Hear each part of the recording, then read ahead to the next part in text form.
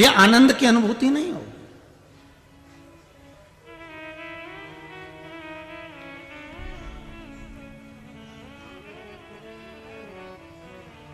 सुख की अनुभूति कब तक है? जब तक बच्चा माता पिता का हाथ पकड़ा है तो मेले में उसको सुख मिल रहा है। और हम हमारे देव अधिदेव महादेव का हाथ पकड़े हुए हैं, हम हमारे शंभू का हाथ पकड़े हुए हैं, हम हमारे शंभू के चरण पकड़े हुए हैं, हम हमारे शंकर के चरणारविंद को पकड़ कर रखे हैं, तो हमको एक आनंद की अनुभूति होगी, हम एक सुख की अनुभूति होगी कि हम श्रेष्ठता में जी रहे हैं।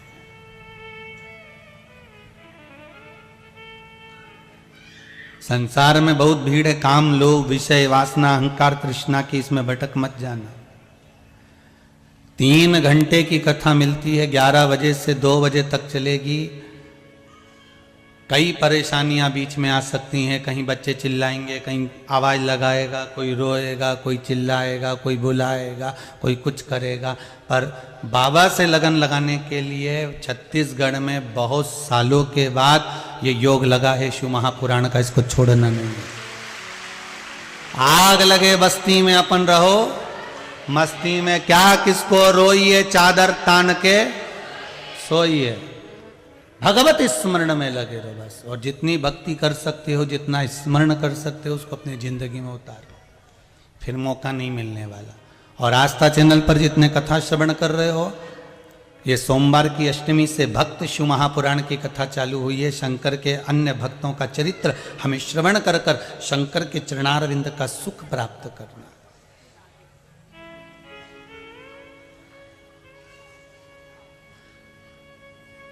भगवान शंकर के चरणारविंद का सुख।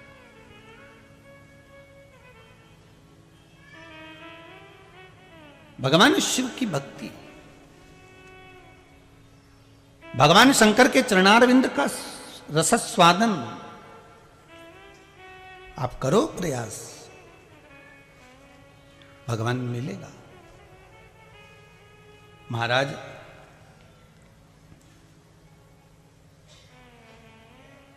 पहले भी कथा में कहा कि एक शंकर के शिवलिंग के आसपास में 33 कोटि देवता विराजमान होते हैं,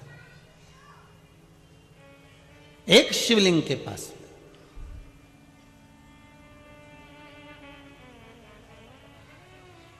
आप अगर शंकर भगवान के शिवलिंग पर जल चढ़ा रहे हैं तो केवल शिव को नहीं चढ़ा रहे हैं अकेले,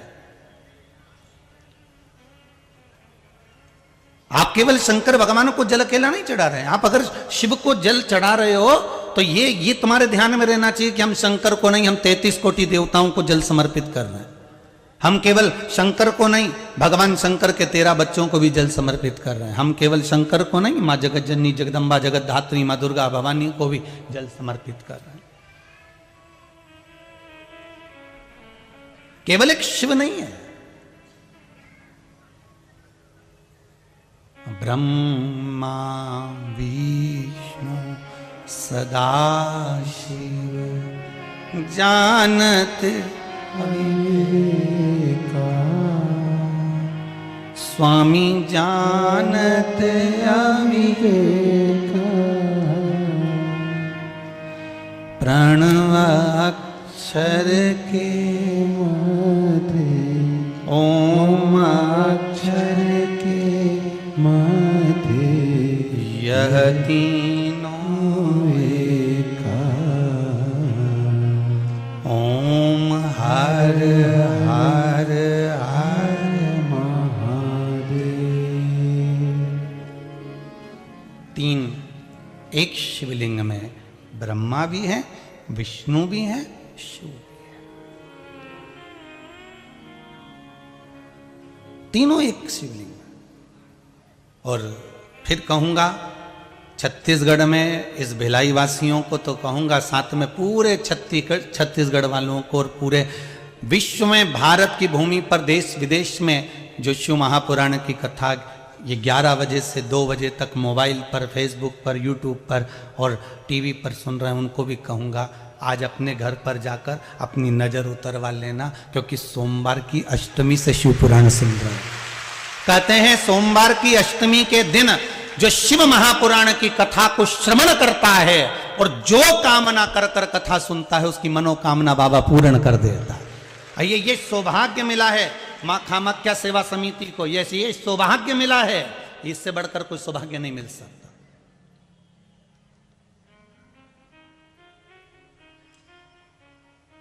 इससे बढ़कर कोई सौभाग्य नहीं मिल सकता। बार बार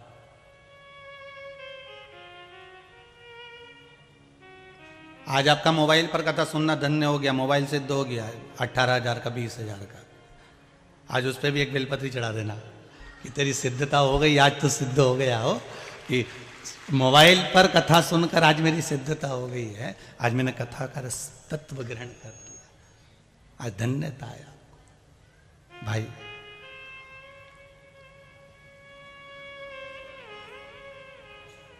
जैसे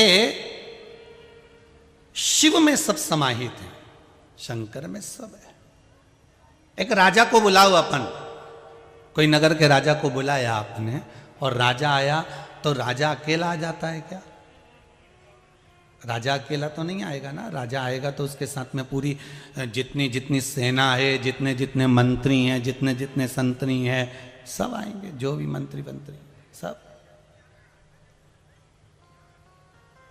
सब पहुंचेंगे।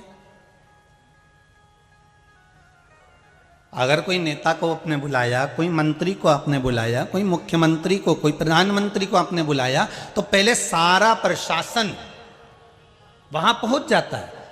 मंत्री आएंगे, उसके साथ में पूरा प्रशासन आ जाएगा। राजा अगर आया है तो पूरी सेना, पूरी प्रजा, जितनी भी सेना वेना है, सब साथ से ठाठ से वहां पहुंच जाती है। उस सेना का पहुंचना जरूरी होता है क्योंकि राजा आ रहा है। उसी तरह मेरे शंकर को, मेरे शिव को महाकाल राजा कहते हैं। केवल अगर शंकर भगवान का स्मरण कर लिया, मेरे शिव का स्मरण कर लिया, मेरे शंकर का अनुमोदन कर लिया, मेरे मात्र शिव को याद कर लिया, श्री शिवाय नमस्तुभ्यम, मात्र इस मंत्र का या पंचाक्षर ओम नमः शिवाय ओम का या महामृत्युंजय मंत्र का भी स्मरण कर लिया। शंकर के किसी नाम को आपने जप लिया, शिव के किसी नाम को आपने धारण कर लिया, शिव के किसी नाम को आपने ग्रहण कर लिया, शंकर का एक नाम का उच्चारण यदि आपने कर लिया, तो ये समझ लीजिए जैसे राजा को बुलाओ तो पूरी सेना आ जाती है, उसी तरह शंकर को याद करो तो 33 कोटि देवता वहां पर आकर खड़े हो जाते हैं। 33 कोटि देवता वहां आकर खड़े हो जाते हैं मात्र शिव का स्मरण कर लेने पर, मात्र शंकर का अनुमोदन कर लेने पर, मात्र शिव के नाम का उच्चारण कर लेने पर। केवल ही शिव के नाम का उच्चारण, श्री शिवाय नमस्तुभ्यम, सभी बोलिए श्री शिवाय नमस्तुभ्यम, श्री शिवाय नमस्तुभ्यम, श्री शिवाय नमस्तुभ्यम। मात्र शिव के नाम का उच्चारण करने पर 33 कोटि देवता वहां है, 33 कोटि।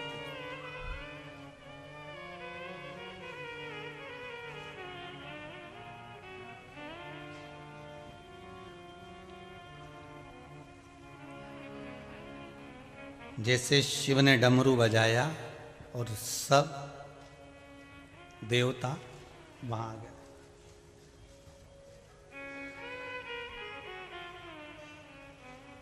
सब देव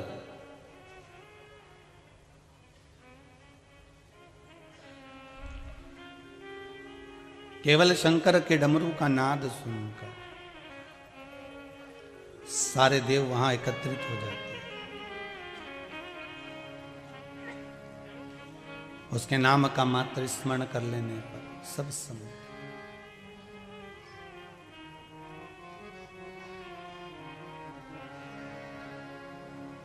धीमा बजाओ भोलानाथ डमरू, धीमा बजाओ, धीमा बजाओ भोलानाथ डमरू, धीमा बजाओ, धीमा बजाओ भोलानाथ डमरू धीमा बजाओ, धीमा बजाओ भोलानाथ डमरू धीमा बजाओ, धीमा बजाओ भोला धीमा बजाओ, धीमा बजाओ भोला धीमा बजाओ, धीमा बजाओ भोला धीमा बजाओ, धीमा बजाओ भोला धीमा बजाओ, धीमा बजाओ भोलानाथ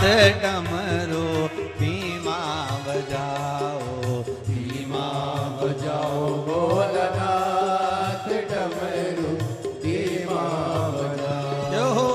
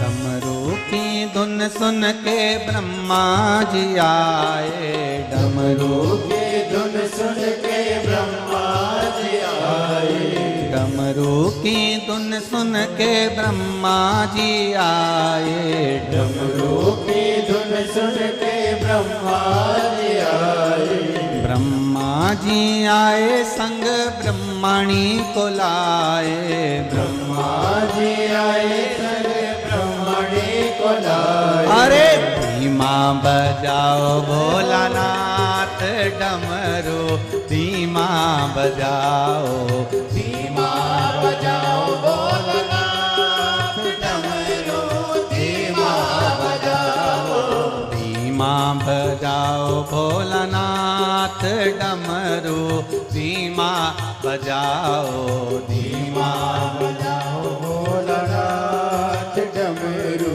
धीमा बजाओ। जय हो।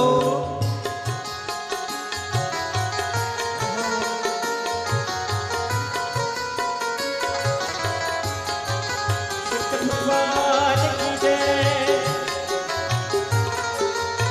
जय हो।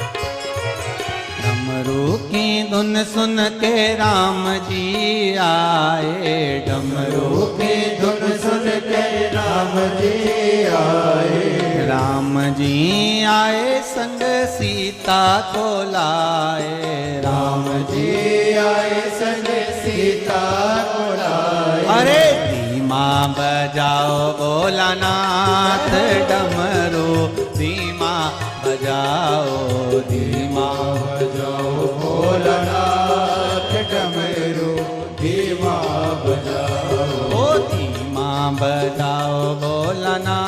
भोलानाथ डमरू धीमा बजाओ धीमा बजाओ भोलानाथ डमरू धीमा बजाओ।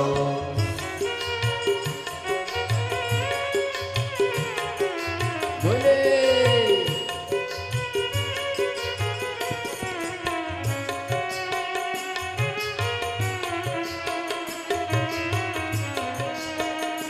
जय हो, बोले बोले बोले बोले।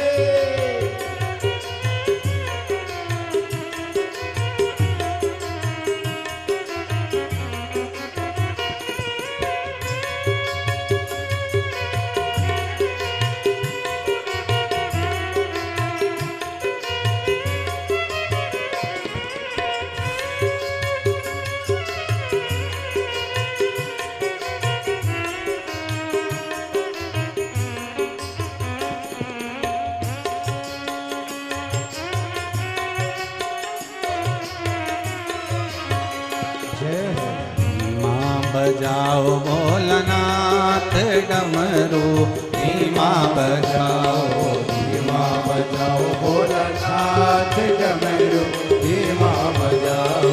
धीमा बजाओ भोलानाथ डमरू धीमा बजाओ धीमा बजाओ भोलानाथ डमरू धीमा बजाओ। हर हर भगवान शिव से निवेदन करो बाबा भोलेनाथ कृपा करे। जैसे एक राजा को बुला लेने पर पूरी प्रजा आ जाती है, एक राजा को आमंत्रित कर लेने पर पूरा प्रशासन आ जाता है, उसी तरह केवल एक देव अधिदेव महादेव का मात्र नाम का स्मरण कर लेने पर संपूर्ण ब्रह्मांड में जितने देवी देवता संपूर्ण मंडल में जो विराजमान है 33 कोटि देवता उनका भी स्मरण हो जाता है। मात्र शिव का नाम ले लेने पर संपूर्ण देवता का नाम का स्मरण हो जाता है, केवल एक शिव का नाम लेने। श्री शिवाय नमस्तुभ्यं, श्री शिवाय नमस्तुभ्यं, केवल एक मात्र शिव का स्मरण कर लेने सारा सुख का अनुभव हो जाता है। शिव महापुराण की कथा कह रही है,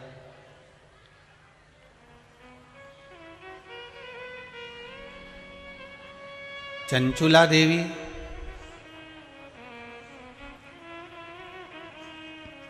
जिसका पति बिंदु प्रेत योनि में पड़ा हुआ है और उस प्रेत योनि से मुक्त कराने के लिए, उस प्रेत योनि से छुड़ाने के लिए भगवान देव अधिदेव महादेव से जाकर निवेदन करना और शिव महापुराण की कथा को श्रवण करना। भगवान ओगरदानी शिव की कथा को सुनना।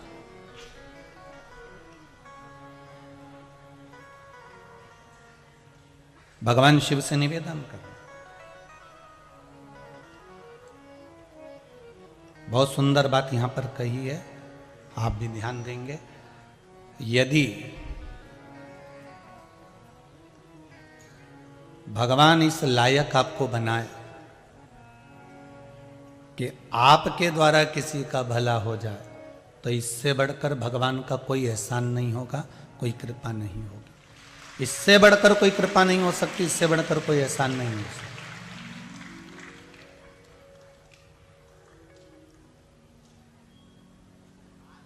आज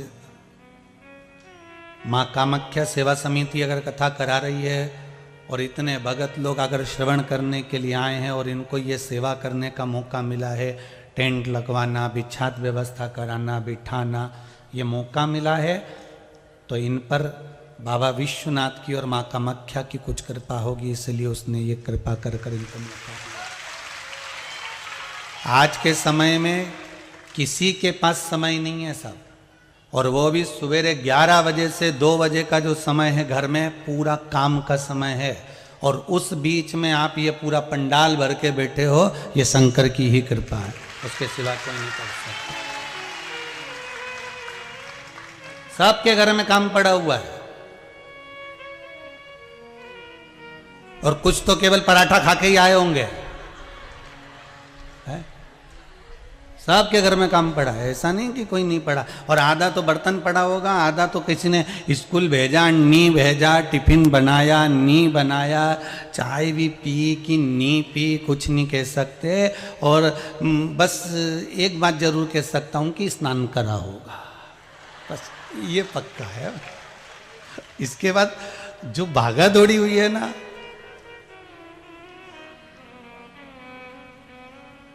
फिर जो जाने की तैयारी हुई, मौका मिला है आपको शिव कृपा का। अब चंचुला देवी ने भगवान देवाधिदेव महादेव से निवेदन करा, भगवान शिव से विनती, बाबा मेरा पति प्रेत योनि में पड़ा हुआ है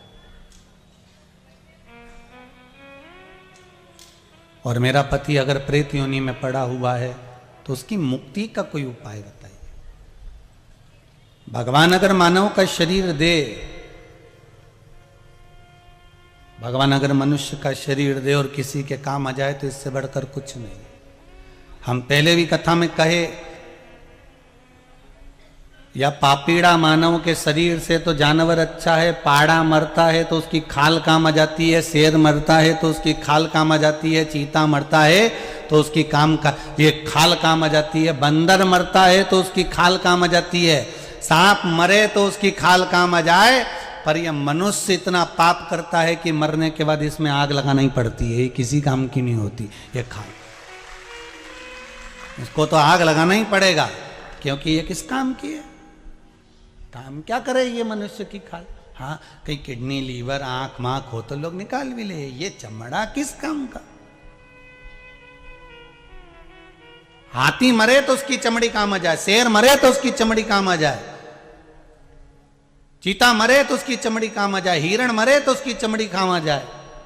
पर केवल एक ये मनुष्य का शरीर ऐसा है जिसमें पाप भरा हुआ है, कपट भरा हुआ है, बेईमानी भरी हुई है, निंदा भरी हुई है, असत्यता भरी हुई है, इसमें इतना पाप भरा हुआ है कि ये मरने के बाद इसका किडनी लीवर भले काम आ जाए, आंख मांख भले काम आ जाए, पर बाकी का ये चमड़ी किसी काम की नहीं रहे साहब। इसको तो घर के लोग भी कहते हैं अब ले जाओ और आग लगाया, इससे ज़्यादा कुछ नहीं होगा, इसको उठाओ यहाँ से। परिवार वाले भी थोड़े समय के लिए रोते हैं, रोना पड़ता है, नहीं रोएंगे तो लोग कहेंगे बताओ घर का व्यक्ति मर गया और रो नहीं रहा है, इसलिए थोड़ा ना थोड़ा डिजाइन में तो रोना ही पड़ता है। मैं कोई बड़ी बात नहीं है, रोना तो सबके पड़ेगा कि रोना पड़ेगा, थोड़ा नहीं रोएंगे तो लोग कहेंगे।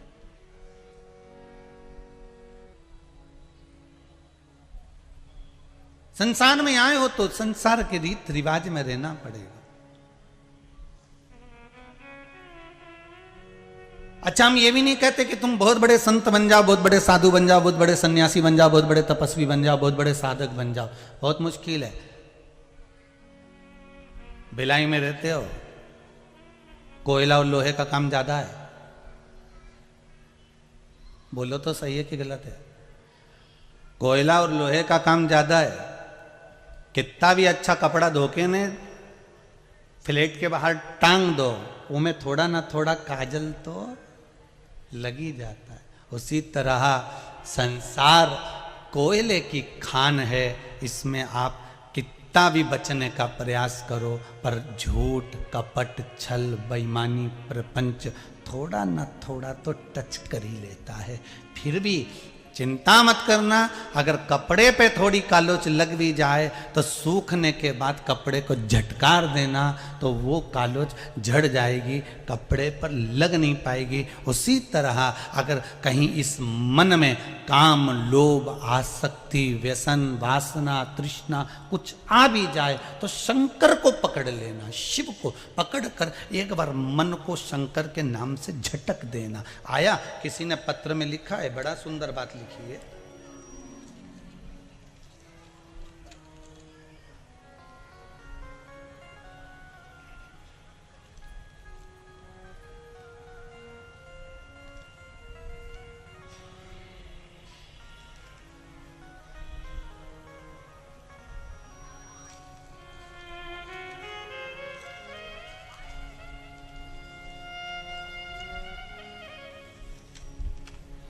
अगर कोई व्यसन आ भी जाए तो उसको झटक देना। किसी ने लिखा है बड़ा सुंदर बात, देखो लोग अपने हृदय की बात लिखने में पीछे नहीं हटते कि बाबा ने कृपा कितनी करी है।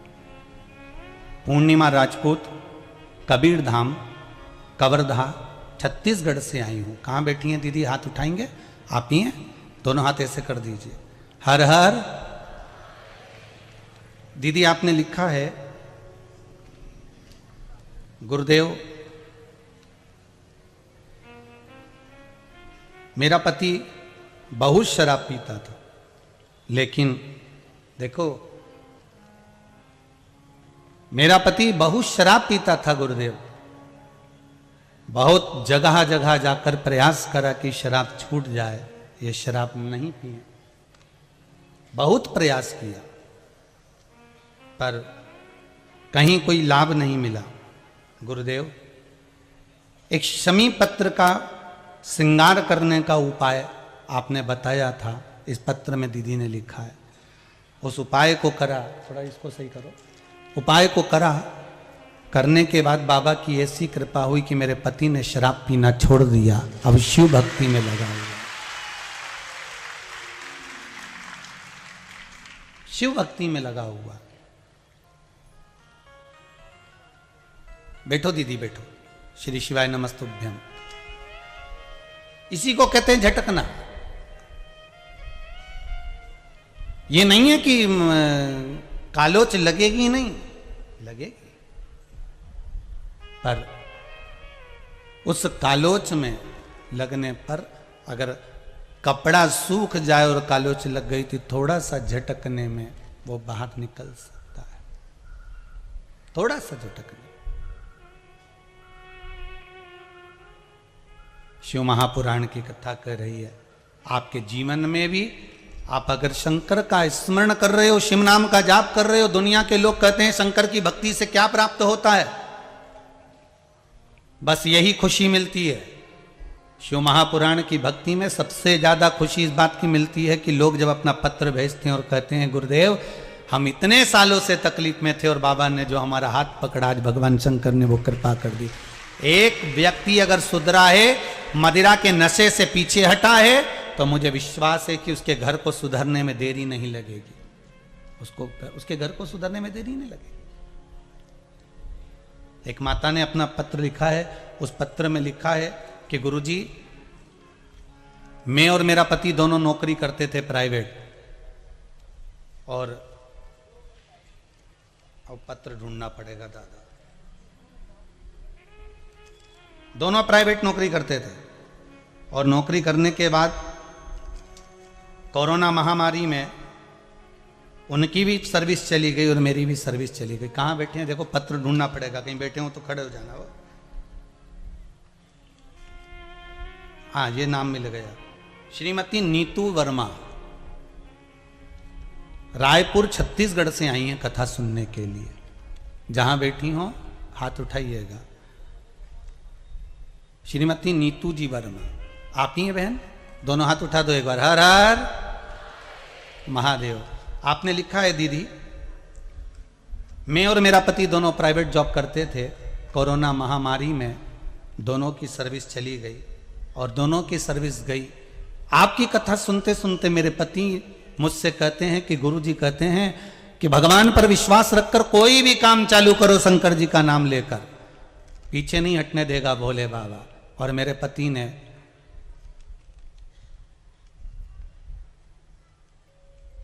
ने फिर एक काम चालू करा है और ऑटो पार्ट्स का काम दुकान लगाना प्रारंभ करी। थोड़ा सा पैसे से जब ऑटो पार्ट्स की दुकान लगाई है गुरुजी, अब जॉब में क्या तनख्वाह मिलती होगी, भोले बाबा इतना दे रहा है कि दोनों हाथों से बटोरी नहीं जाती, केवल शिव पर विश्वास। और अभी मैं तैयारी कर रही हूं गवर्नमेंट जॉब की, और मुझे विश्वास है कि शंकर ने मेरा जब हाथ पकड़ा है तो मेरी गवर्नमेंट जॉब भी लगेगी। और विश्वास रखिए बाबा देगा जरूर, और छोड़ता नहीं है।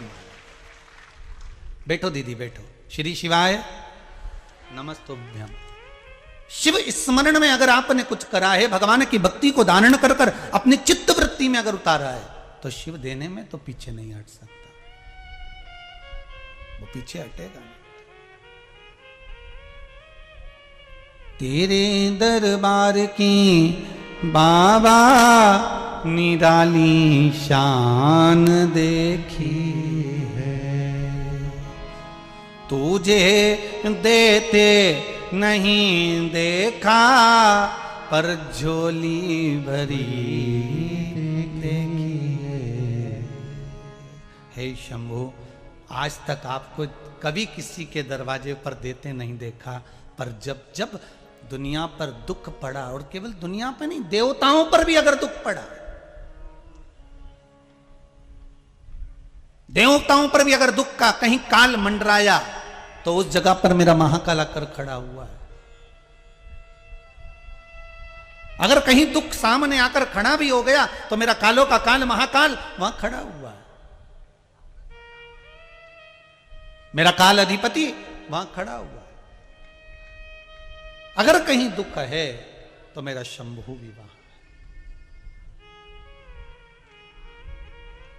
मेरा शंकर भी वहां पर खड़ा हुआ। महाराज, चंचुला देवी की आंख में आंसू भरे थे और भगवान शिव से निवेदन कर रही थी, बोले बाबा कुछ कृपा करिए, मेरे पति प्रेत योनि में पड़ा हुआ है और प्रेत योनि में पड़े हुए उस पति के मुझे मुक्ति चाहिए, मैं करूं क्या, ये आप बता दीजिए। मां जगतजननी ने मुझे जो कहा है, माता ने कहा कि शिव महापुराण की कथा करवा, पर मैं जब तुमरुका जी के पास में गई हूं, तो तुमरुका जी मुझसे कहते हैं कि तू बेधब्य है, और बेधब्य नारी पूजन में कैसे बैठ सकती है, शिव महापुराण की कथा में कैसे बैठ सकती है, तो मैं कैसे कथा करवा सकती हूँ। शंकर भगवान ने कहा तू क्यों चिंता करती है, अगर तू मेरा आराधना करती है तो तेरी जगह पर शिव और पार्वती पूजन में बैठेंगे। शिव महापुराण को ना कोई करवाने वाला है, ना कोई सुनने वाला है, और ना कोई बाचने वाला है। शिव महापुराण को तो शंकर स्वयं बाचते हैं, शंकर स्वयं करवाते हैं, और शंकर स्वयं श्रवण करते हैं। कोई दूसरा इसमें नहीं है, इनका कोई दूसरा नहीं कर रहा है। केवल इसलिए समिति का नाम है मां कामाख्या सेवा समिति। शंकर की कथा को मां कामाख्या देवी करवा रही है,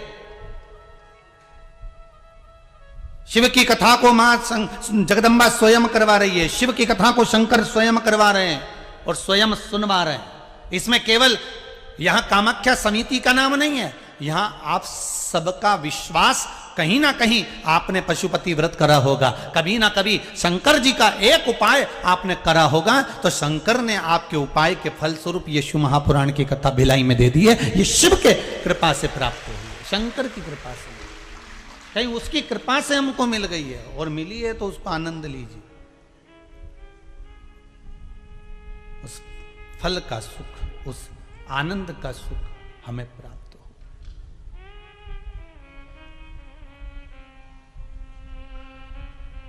शिव महापुराण की कथा वर्णन कर रही है, शिव पुराण की कथा भगवान ओगड़दानी की कथा कह रही है। महाराज, तभी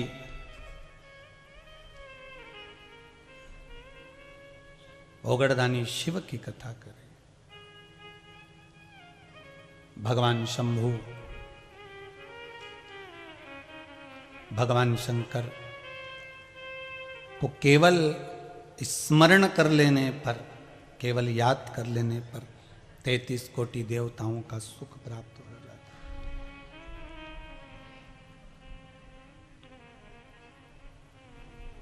ठीक है, बाबा ने कहा कि आप करो शिव महापुराण की कथा, तुमरुका जी से कहो वो तैयारी करें, और हम स्वयं शिव महापुराण के यजमान बनकर बैठेंगे कथा सुनने के लिए।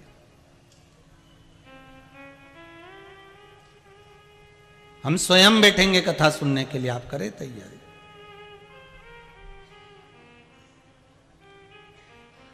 महाराज, शिव भक्त के लिए शिव स्वयं रूप रख कर आते हैं।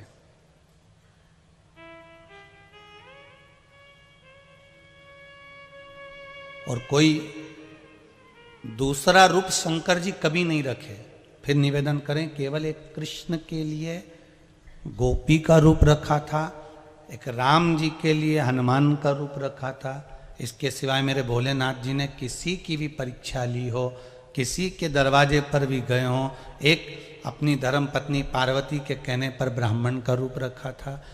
मेरे शिव रूप भले धारण करे हैं, पर किसी के साथ में कभी ऐसा भगवान शंकर ने नहीं करा कि किसी का हृदय को घात पहुंच जाए, किसी के हृदय को ठेस पहुंच जाए।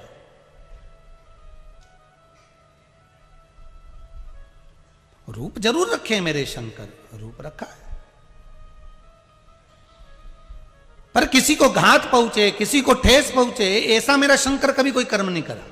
और हम आपसे भी कहेंगे, मानव की देह मिली है, मानव का शरीर मिला है, प्रयास करना आपकी वाणी से, आपके शरीर से, आपके मन से, आपकी वृत्ति से, आपके चित्त से किसी को कोई ठेस ना पहुंचे।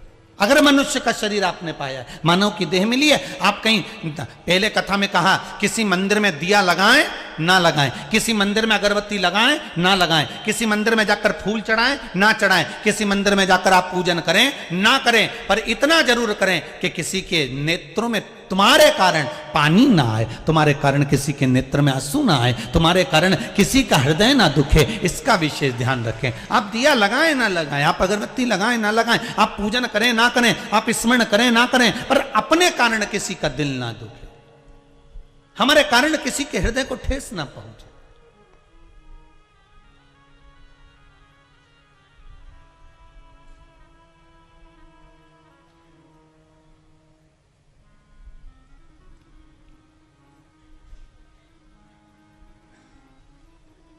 एक माता ने पत्र में लिखा है, गुरुजी मेरी बेटी ने क्रिश्चियन धर्म अपना लिया, मैं बहुत दुखी हूं, आप कुछ करिए जिससे मेरी बेटी वापिस मेरे हिंदू धर्म में आ जाए।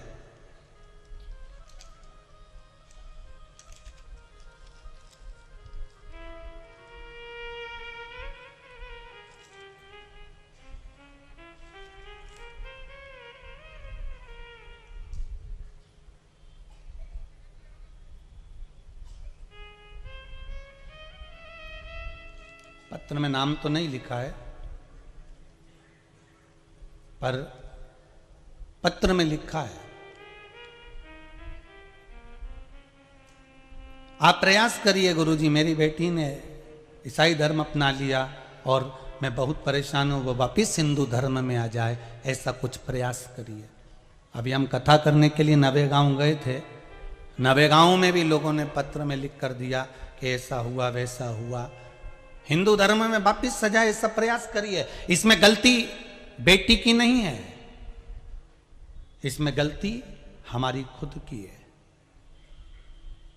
हम किसी को अपने धर्म के अंतर्गत घुसने का मौका क्यों दें? फिर निवेदन करूंगा, दुकान पर जलेबी रखी हुई है, थाली में जमी हुई है, बहुत सुंदर दिख रही है, मुंह में पानी भी आएगा, और एक जलेबी घर में बन रही है।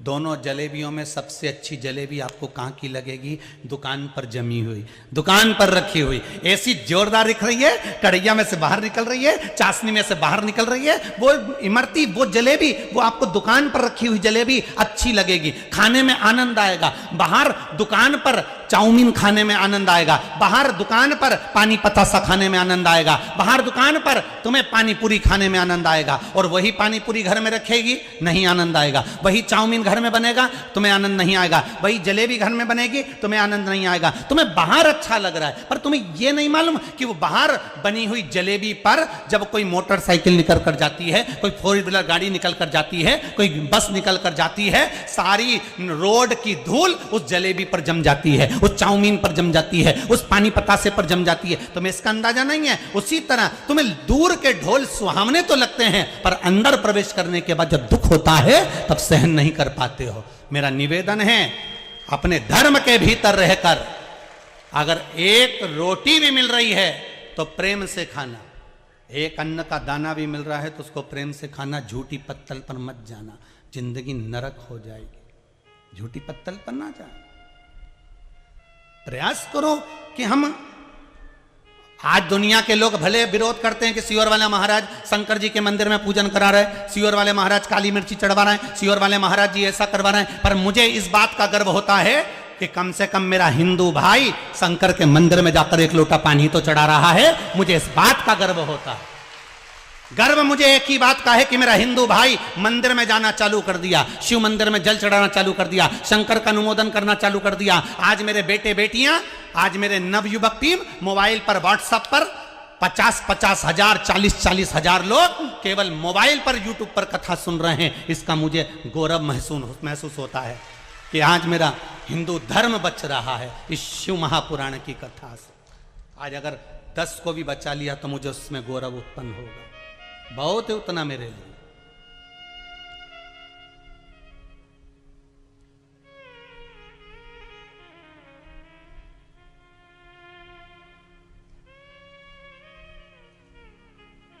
कामाख्या महिला मंडल ने टेंट लगवाया इतना बड़ा, चारों तरफ व्यवस्था करी बैठने की। क्यों करी है? क्या कहीं हमारे धर्म के लिए जागरूकता उत्पन्न हो, कहीं हमारे धर्म के लिए जागरूकता हो।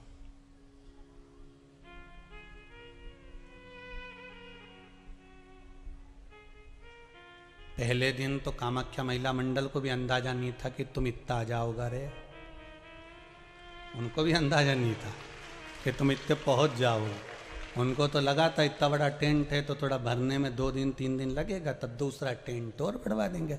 अब महिला मंडल, ये कामाख्या समिति टेंशन में पड़ी है कि अब टेंट किधर बढ़ाना है। अब चिंता में लगी है। कथा जरूर सुन रही है, चिंता व्याप रही है, इधर बढ़ाऊं कि इधर बढ़ाऊं, इधर बढ़ाऊं।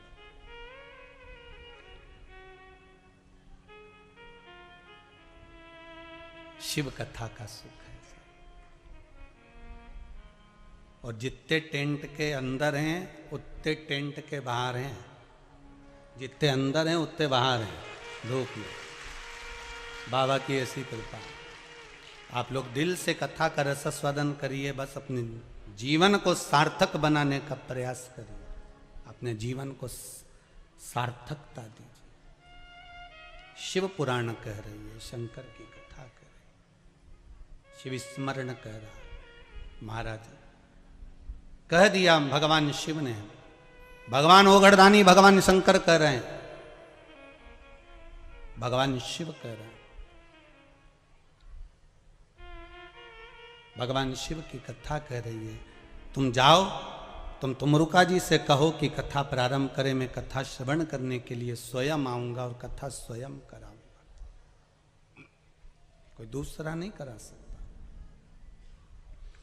शंकर पर चढ़ाया हुआ एक चावल का दाना, एक मूंग का दाना, या एक बेलपत्र, या एक पुष्प, या एक लोटा जल, इसका फल कितना होता है यह आपके दुख की घड़ी में आपको मालूम पड़ जाएगा कि शंकर किस समय पर देता है। ऑक्सीजन हर कभी नहीं लगाई जाती है। लगाते हैं क्या हर कभी?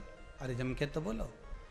वेंटिलेटर पर हर कभी नहीं सुलाया जाता जब उस समय कुछ बचा ही नहीं है। अब लग रहा है डॉक्टर को कि इसका शरीर काम नहीं कर रहा, इसका शरीर किसी काम का नहीं रहा, अब इसका शरीर सपोर्ट ही नहीं कर रहा, तो फिर उसको ऑक्सीजन लगाई गई, फिर उसको आईसीयू में डाला गया, फिर उसको वेंटिलेटर लगाया गया, फिर उसको मशीनें लगाई गई कि अब इसका शरीर इसके बल पर चलेगा। उसी तरह शिव महापुराण की कथा कहती है, आपने एक चावल का दाना चढ़ाया, एक बेलपत्र चढ़ाई, एक लोटा पानी चढ़ाया, ये पानी का फल, ये बेलपत्र का फल, ये पुष्प का फल तुम्हें ऐसे ही प्राप्त नहीं हो जाएगा। भगवान देखता है जैसे डॉक्टर को लगता है कि अब ऑक्सीजन की जरूरत है, ऑक्सीजन लगा दो, अब वेंटिलेटर की जरूरत है, वेंटिलेटर लगा दो, अब इस चीज की जरूरत है, ये मशीन लगा दो। उसी तरह भगवान भी देखता है कि तेरे दुख की घड़ी में जब तेरे सामने कहीं काल मंडराने लगता है, दुख आने लगता है, तब भगवान भी, तूने जो बेलपत्र चढ़ाई है वो ऑक्सीजन का काम कर कर भगवान तेरे काम को सपोर्ट देता है।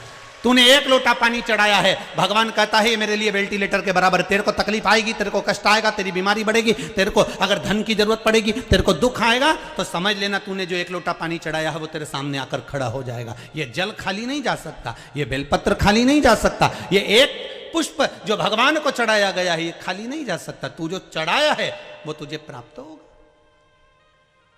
जो तूने समर्पित करा है वो तुझे मिलेगा।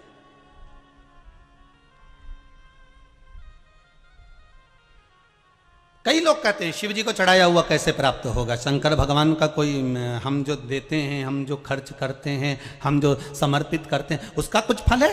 आपने अगर शिव महापुराण में 1 रुपया भी लगाया है, 1 रुपया भी लगाया है, तारीख लिख लेना, दिन लिख लेना, तिथि लिख लेना, और वही तारीख अगले साल मिला लेना कि जो तुमने खर्च करा, ये टेंट में, ये बिछात में, ये भोजन में, ये भंडारे में, ये बिछात में, ये पूजन में जो तुमने खर्च करा, उसको लिख कर रखना कि कितना खर्च करा और उसका कितना मिलता है, वो अगले साल की यही तारीख और ये तिथि मिला ले, यही तारीख और ये तिथि मिला ले, उसका बढ़ोतरी कर कर कितना प्राप्त हुआ है वो आप मिला कर रखिए।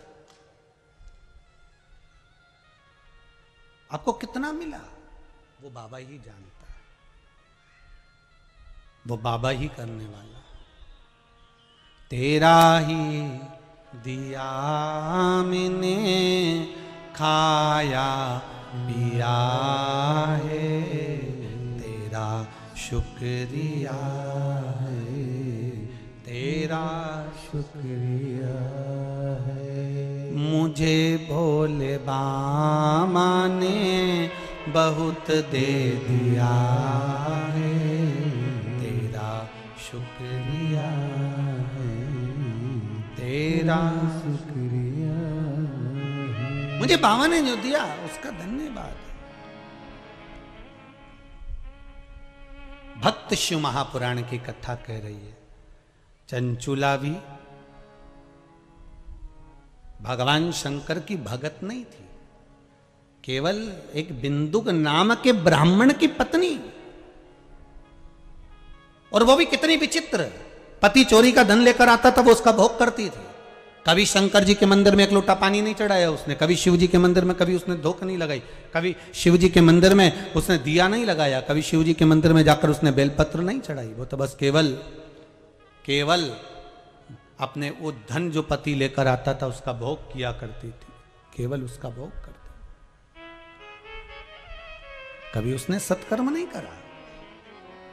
उसने जीवन में एक सत्कर्म करा, वो काशी में गई, काशी की धरा पर पहुंची और काशी विश्वनाथ की उस धरा पर उसने पांव रखकर बस कुछ क्षण की शिव महापुराण की कथा सुन ली, गंगा का स्नान करा, चलने की तैयारी हुई, पांव फिसल गया, सिर फूट गया और सिर फूटा और उसके प्राण निकल गए। अब कई लोगों के मन में आएगा कि बताओ काशी में गई थी, गंगा नहाई थी, तो फिर तो उसको कुछ होना ही नहीं था, उसको तो बचना था।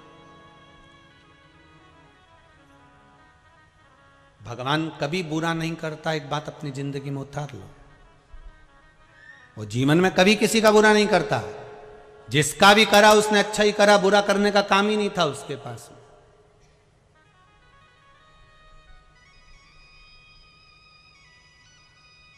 वो किसी का बुरा नहीं करता। फिर चंचुला क्यों मरी? उसको मारने का कारण केवल इतना था कि उसके पति को मोक्ष यही दे सकती थी, पर यह मानव के शरीर में अपने पति को मोक्ष देगी?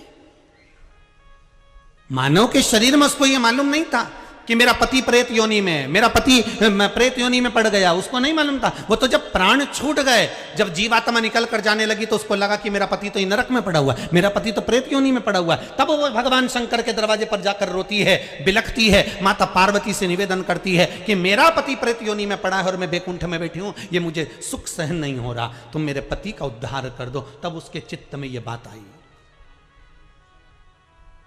मेरे पति का उद्धार करिए, मेरे पति को मोक्ष दीजिए।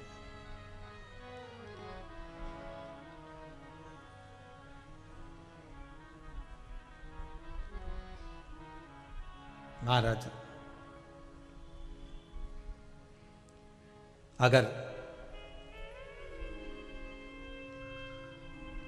मेरे पति को मुक्ति मिल जाएगी तो मुझे सुख का भान उत्पन्न हो जाएगा। ठीक है,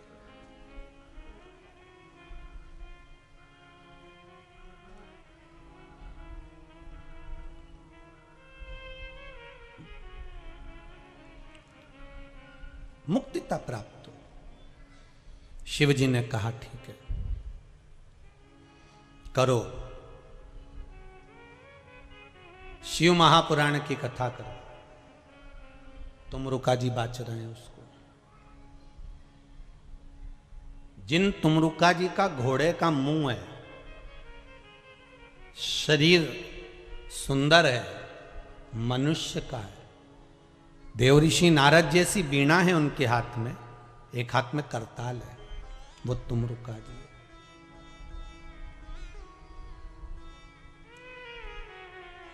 वो तुमरुका जी जो शिव महापुराण की कथा को कर रहे हैं,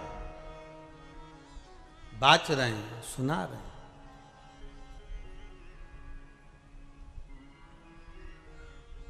अब शंकर की कथा में मन एक भक्त का जब लगता है तो भगवान परीक्षा भी बहुत लेता है। बहुत ध्यान देना, भक्त जब भगवान की ओर झुक जाता है, भक्त जब भगवान का हो जाता है, भक्त जब भगवान की ओर समर्पित हो जाता है, तब भगवान अपने भक्त से खेलना चालू कर देता है। तब भगवान अपने भक्त से थोड़ा थोड़ा खेलता है। मैं भक्त से भगवान थोड़ा आनंद लेता है, परीक्षा लेता है। एक बार माता लक्ष्मी भगवान विष्णु के साथ बैठी हुई थी, पार्वती शंकर जी के साथ बैठी हुई थी, ब्रह्माणी ब्रह्मा जी के साथ बैठी हुई थी, और ये तीनों बैठी हुई और तीनों के पति साथ में बैठे हुए थे। तो तीनों ने एक साथ प्रश्न किया। लक्ष्मी जी ने भगवान विष्णु से, माता पार्वती जी ने शिव जी से, ब्रह्माणी ने ब्रह्मा जी से, तीनों ने एक साथ प्रश्न किया कि ये बताओ प्रभु, आपको सबसे ज्यादा प्रिय कौन है?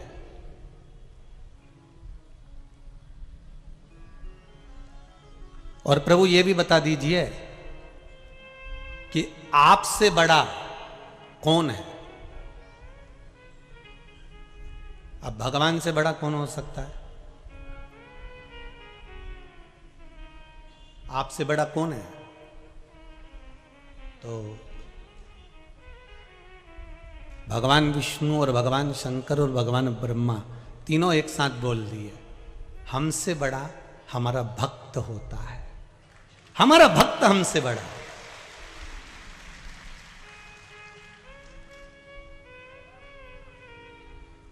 वो हमसे बड़ा है। इसीलिए शायद कहते होंगे कि भगत के वश में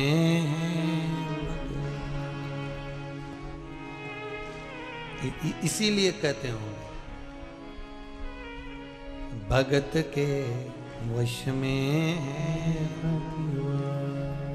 भगवान विष्णु ने कहा मुझसे बड़ा मेरा भक्त है, शंकर कहते हैं मुझसे बड़ा मेरा भक्त है, ब्रह्मा कहते हैं मुझसे बड़ा मेरा भक्त है।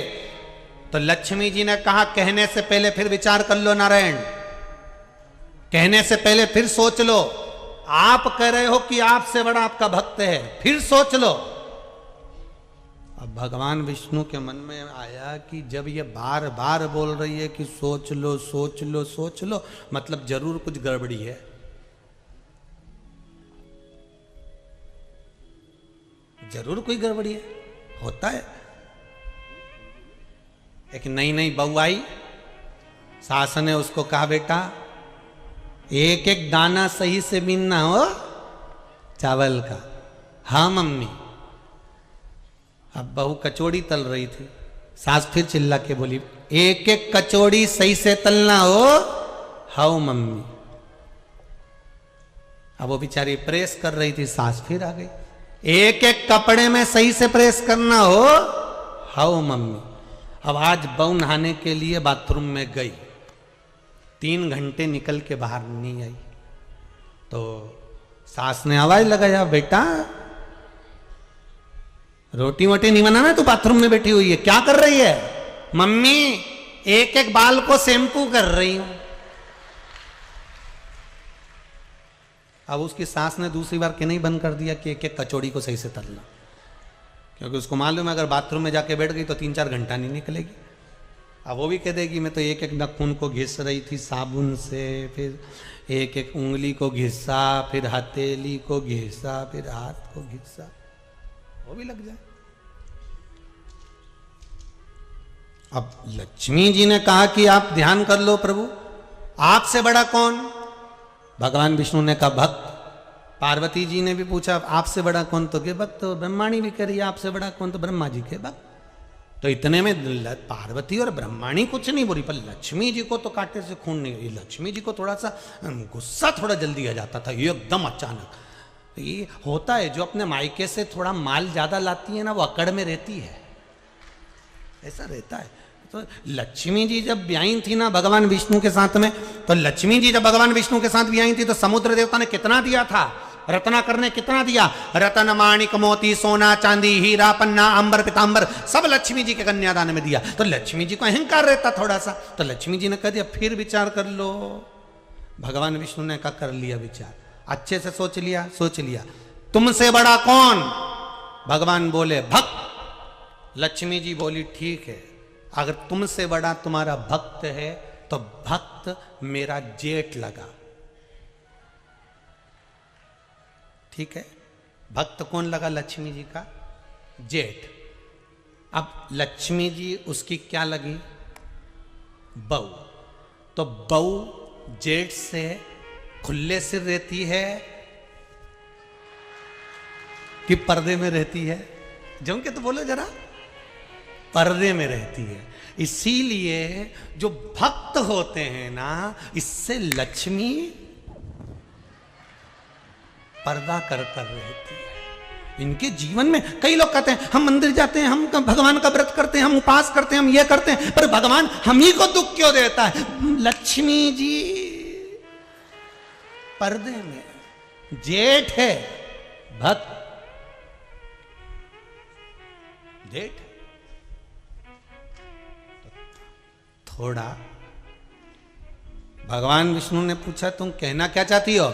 लक्ष्मी जी कहने लगी अगर भक्त आपसे बड़ा है तो वो मेरा जेठ हो गया और मैं उसकी बहू हो गई। इसीलिए आपके भक्त लक्ष्मी जी से थोड़ी दूरी बनाकर रखेंगे, क्योंकि बहू में और जेठ में दूरी होती है।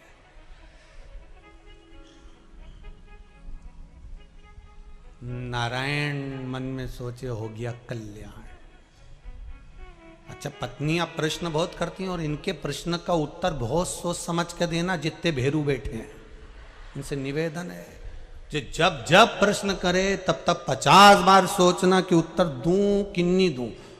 देव सको तो देव, नहीं तो अटैची उठाओ ऑफिस जाओ। फालतू की बात करो ही मत ही। अपने पानी की बोतल उठाओ ने दुकान जाओ, अपने बोलना ही नहीं। ये कितना ही बोले पर अपने नहीं बोले। ये तुम बोले और ये गर्जी, ये तुम बोले और ये गर्जी, तो तुम बोले ही मत। अब भगवान विष्णु को लगा कि लक्ष्मी जी बोल रही हैं कि मैं भक्तों से दूरी बनाकर रखूंगी, क्योंकि वो मेरे जेठ हैं, तो मैं दूरी रखूंगी। शंकर भगवान ने बुलाया लक्ष्मी जी को, इधर आओ लक्ष्मी। आपको मालूम है आपका विवाह भगवान विष्णु के साथ किसने करा? आपको मालूम है? लक्ष्मी जी ने कहा हाँ प्रभु मुझे मालूम है। किसने कराया? लक्ष्मी जी बोली आपने कराया। आपको मालूम है? आपकी मां ख्याति देवी, लक्ष्मी जी की मां का नाम था ख्याति। आपकी मां ख्याति देवी मेरे मंदिर में आती, मेरी पूजन करती, मेरी आराधना करती, मेरा स्मरण करती, और अपनी बेटी लक्ष्मी जी का विवाह मेरे साथ करना चाहती थी, पर मैं तुमसे विवाह नहीं करना चाहता था, क्योंकि नारायण आपको स्नेह करते थे। इसलिए आपका विवाह लक्ष्मी जी के साथ मैंने कराया। लक्ष्मी, आपका विवाह नारायण के साथ मैंने कराया है, और अगर मैंने विवाह कराया है तो मैं कौन तुम्हारा? जो विवाह कराने वाला होता है घर का बुजुर्ग होता है, बड़ा होता है, तो मैं कौन? ससुरा। अब मैं तुम्हारा घर का बड़ा बुजुर्ग। तो सुनो लक्ष्मी, घर की तिजोरी की चाबी तुम्हारे हाथ में देता हूं। अभी तक तुम लक्ष्मी थी केवल, अभी तक केवल तुम लक्ष्मी थी। लक्ष्मी, आज से मैं अपनी तिजोरी की चाबी तुम्हें देता हूं। मतलब तुम्हारे घर में कोई भी आएगा, चाहे भक्त आए चाहे साधारण सा व्यक्ति आए, सबको लक्ष्मी देना पड़ेगी। तो तुम्हें तिजोरी की चाबी दे रहा हूं, आज से मेरा महादेव नाम का आगे का नाम महा तुझे दे रहा हूं। आज से तू लक्ष्मी नहीं रही, क्या नाम पड़ गया? जम के बोलिए जरा, महालक्ष्मी हो गई। मैंने अपना महासंबोधन तेरे को दे दिया, मतलब तिजोरी की चाबी तेरे को। अब भगवान विष्णु खुश हो गए। भगवान विष्णु ने कहा, वाह वाह प्रभु, बड़ी गजब कर दी आपने। ये तो भक्तों से दूरी बना रही थी, पर आपने कृपा कर दी और आपने इसको महालक्ष्मी बना दिया। भगवान शंकर ने कहा, सुनो लक्ष्मी, आज से मैंने आपको महालक्ष्मी बनाया है, पर एक बात का ध्यान रखना लक्ष्मी, सुन लक्ष्मी, भक्त हो चाहे साधारण सा मानव हो, जब शंकर का स्मरण करेगा, शिव नाम की भक्ति करेगा, चाहे वो किसी का भी भक्त हो, चाहे वो राम का, कृष्ण का, नारायण का, किसी का भी भक्त हो, अगर शंकर का नाम लेता है तो लक्ष्मी तुझे उसका भंडार भरना ही पड़ेगा, चाहे कोई भी। लक्ष्मी को महालक्ष्मी कर दिया, तू भंडार भरना।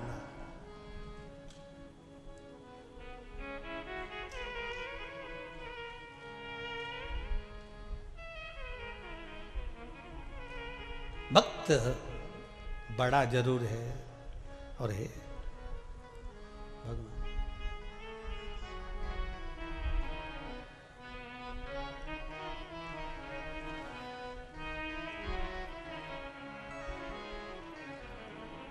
भक्त बड़ा, भगवान छोटा। मानो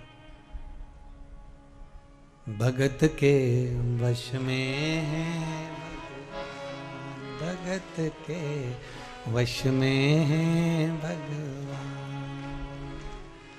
भगत बिना ये कुछ भी नहीं है, भगत बिना ये कुछ भी नहीं है। भगत हैं इनके प्राण, भगत के वश में है भगवान। भगत के वश में है भगवान। भगत डमरू वाले के काशी नित डोला करती, गंगा जल में स्नान वो करती, काशी शंभु बोला करती। भगत बिना वो कुछ भी नहीं है, भगत बिना वो कुछ भी नहीं है। भगत है उनकी जान, भगत के वश में है भगवान। भगत के वश में है भगवान। आप अगर शिव की उपासना में लगे हो, शंकर की भक्ति में लगे हो, भगवान के भजन में डूबे हुए हो, आएगा दुख। संसार में मनुष्य को मिलना है, पर शिव की भक्ति आपको परमात्मा तक ले जाएगी। और यह मत सोचना कि धन नहीं मिलेगा, संपदा नहीं मिलेगी।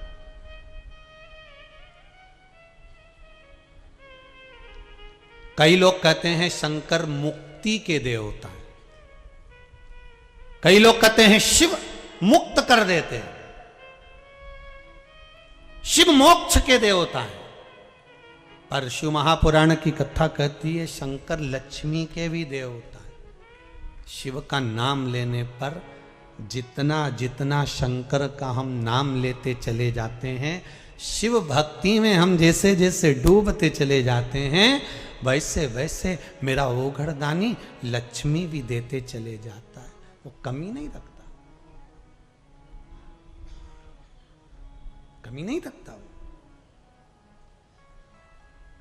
अकाल मृत्यु वो मरे, जो काम करे चंडाल का, काल उसका क्या बिगाड़े, जो भक्त हो महाकाल का। जो शंकर का उपासक हो, शिव भक्ति में डूबने वाला हो, उसका बाल बांका नहीं हो सकता। ये पत्र में लिखा किसी बहन ने, बड़ा सुंदर लिखा।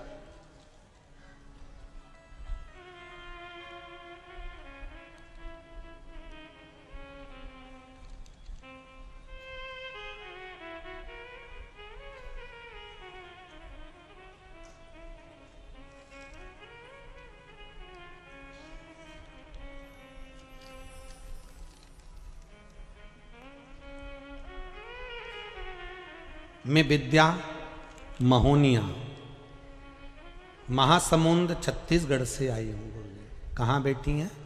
जहाँ बैठे हो आप ही हैं। दोनों हाथ उठा दो एक बार। हर हर महादेव। आपने पत्र में लिखा है गुरुजी, मेरी छोटी बहन का लड़का अचानक खाना पीना बंद कर दिया। डॉक्टरों ने भी कह दिया कि इसका खाना पीना इसके शरीर के लिए सब छूट जाएगा और धीरे धीरे ये कालग्रसित होता चले जाएगा। डॉक्टर को दिखाया, बीमारी का पता नहीं पल पाया, पर शरीर धीरे धीरे धीरे धीरे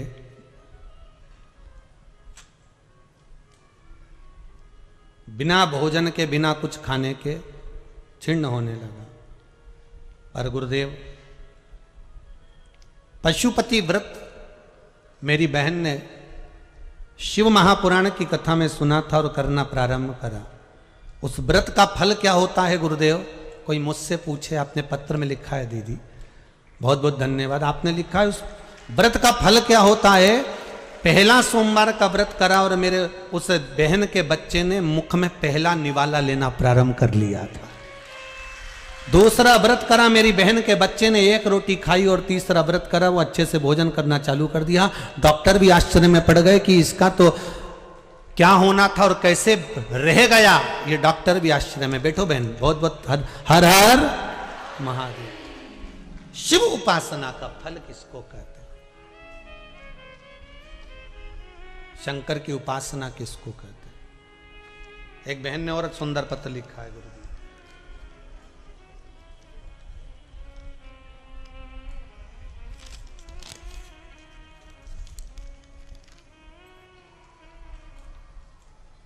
मार्च के महीने से गुरुदेव कथा सुन रहे हैं।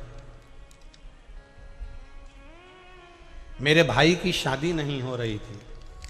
पत्र में नाम नहीं लिखा है, जिसका भी होगा। गुरुदेव भगवान शिव की भक्ति का ऐसा भाव प्रकट करा। आपने जो उपाय बताया था शिव महापुराण में वो करा। 5 सालों से भाई के विवाह के लिए आप ही ने लिखा है पत्र बहन। एक बार दोनों हाथ उठाकर हर हर महादेव कह दो। हर हर। कहां से आयो आपने लिखा तो नहीं है इसमें।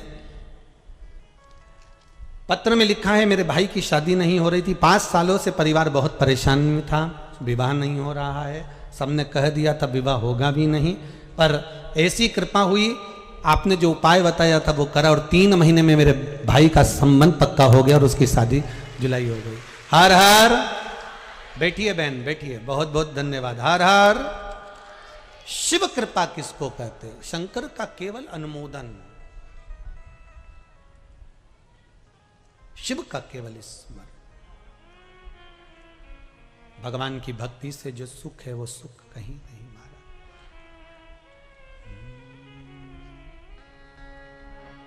ओम कहने से तर जाएगा तेरा जीवन, संवर जाएगा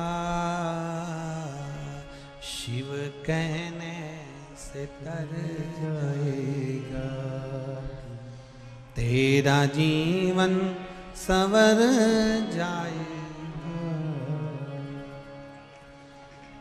बड़ी मुश्किल से ये तन मिला, नाम लेने को ये मन मिला। बड़ी मुश्किल से ये तन मिला, नाम लेने को ये मन मिला। देने वाला ही भर जाएगा, देने वाला ही भर जाएगा। तेरा जीवन संवर जाएगा, देने वाला ही भर जाएगा। तेरा जीवन संवर जाएगा, शिव कहने से तर जाएगा। तेरा जीवन संवर जाएगा, शिव कहने से तर जाएगा। जीवन सवर जाएगा। शिव कहने से तर जाएगा, तेरा जीवन सवर जाएगा। शिव कहने से तर जाएगा, तेरा जीवन सवर जाएगा।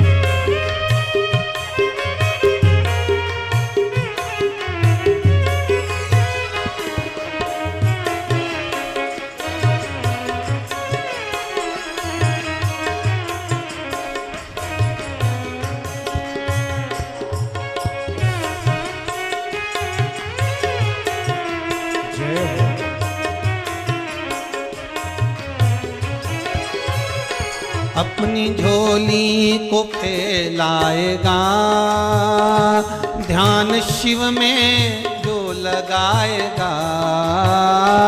अपनी झोली को फैलाएगा, ध्यान शिव में लगाएगा।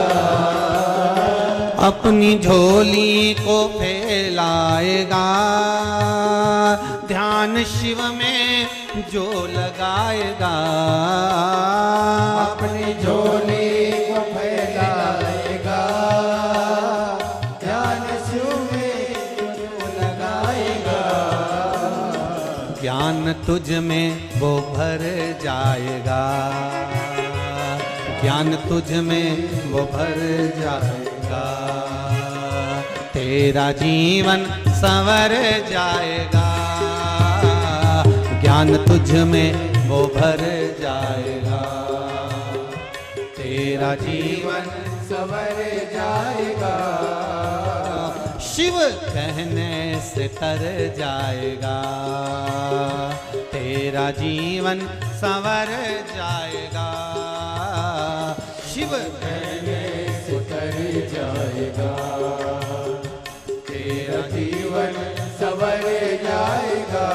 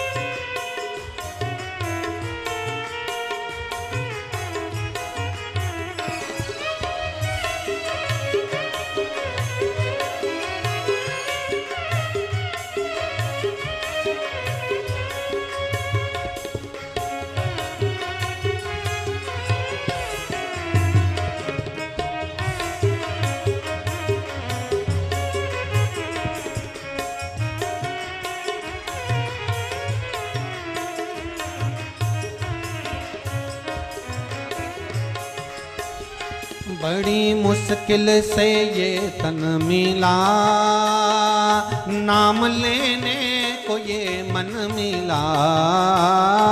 बड़ी मुश्किल से ये तन मिला, नाम लेने को ये मन मिला। बड़ी मुश्किल से ये तन मिला, नाम लेने को ये मन मिला। बड़ी मुश्किल से ये तन मिला, नाम लेने से जीवन मिला। देने वाला ही भर जाएगा, देने वाला उतर जाएगा। तेरा जीवन संवर जाएगा, देने वाला भी भर जाएगा। तेरा जीवन संवर जाएगा। शिव कहने से तर जाएगा, तेरा जीवन संवर जाएगा। शिव कहने से तर जाएगा, तेरा जीवन संवर जाएगा। शिव कहने से तर जाएगा, तेरा जीवन संवर जाएगा। शिव कहने से तर जाएगा, तेरा जीवन संवर जाएगा। तेरा जीवन संवर जाएगा, तेरा जीवन संवर जाएगा। तेरा जीवन संवर जाएगा, तेरा जीवन संवर जाएगा। शिव कहने से तर जाएगा, तेरा जीवन संवर जाएगा। तेरा जीवन संवर जाएगा। देने वाला ही भर जाएगा। जिसने मनुष्य का शरीर दिया है, मानव की देह दिए, मानव का शरीर जिसने दिया है, देने वाला ही भर जाएगा। तेरा जीवन आप बाबा से निवेदन करो, क्यों नहीं देगा?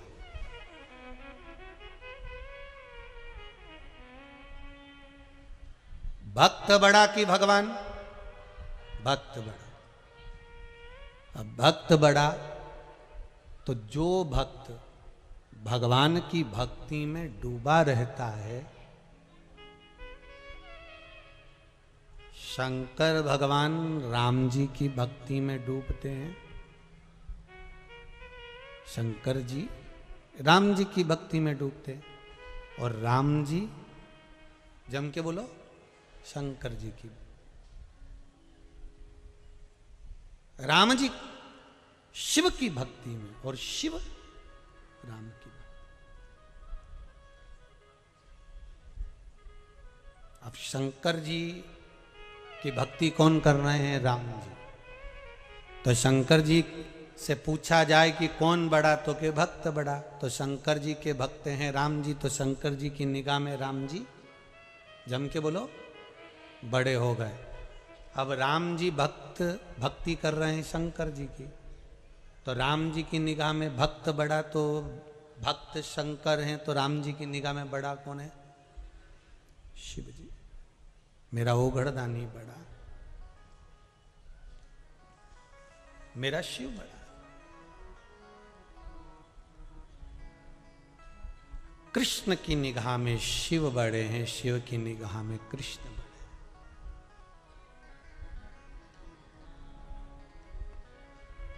जितने जितने भक्त हैं ना शंकर की कथा सुनने वाले, शिव भक्ति में ये प्रथम है। इनकी भक्ति को कोई कुछ नहीं कह सकता। और आज के जमाने में जो शंकर जी के भगत हैं ना, जो शिव महापुराण सुन सुन के जो शिव के भक्त हो गए, इनको लोग देख देख के पागल समझते हैं कि ये तो पागल हो गई है शंकर की कथा। 24 घंटे एक ही काम, शिव महापुराण। जब मोबाइल खोलेगी शिव पुराण, जब टीवी खोले शिव पुराण, जब फेसबुक व्हाट्सएप मोबाइल केवल शिव पुराण। इससे बढ़कर और क्या चाहिए? पहले लोग व्हाट्सएप खोलते थे तो कंजन क्या क्या देखते थे, अब कम से कम शंकर को तो देख रहे। और जितने लोग इंस्टाग्राम चलाते हैं ना, वो उसमें गाने डालते हैं, तो पहले आड़े टेढ़े गाने डालते थे, अब तो शंकर ही शंकर के इतने भजन डले दादा, शिव जी के भजन, जहां देखो तुम शिव की भक्ति में लोग, शंकर जी शिव उपासना में।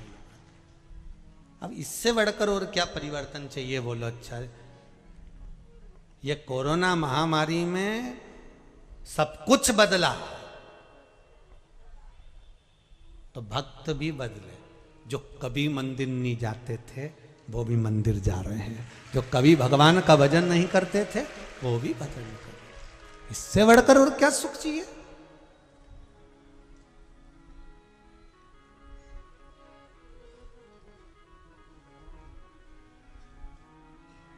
और फिर सुन लो रे धान के कटोरे वाले,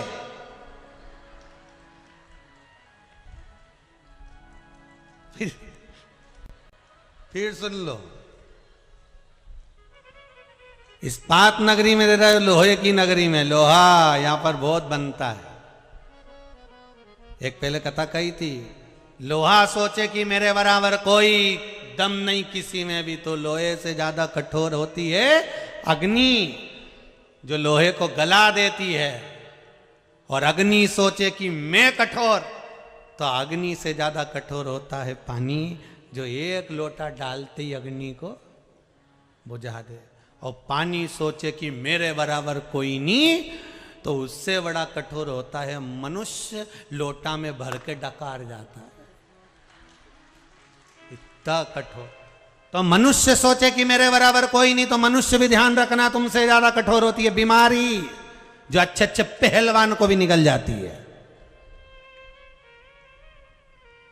और बीमारी सोचे कि मेरा कुछ नहीं बिगड़ सकता, तो बीमारी से भी ज्यादा कठोर होता है मेरा कालों का काल महाकाल, जो बीमारी को ही निकल जाता है, बीमारी को जो निकल गया। तो जितने इस्पात नगरी में रह रहे हो, धान के कटोरे के अंदर जितने बैठे हो, इसीलिए हमने सोचा था हर जगह पे जो डूम बनता था वो ऐसा बनता था, इनने कटोरा जैसा क्यों बनाया? समझ में आ गया कि धान के कटोरे में कथा, अब वो समझ में आ गया हमको कि ये गोल क्यों बनाया। इतना में तो हम समझ गए हो।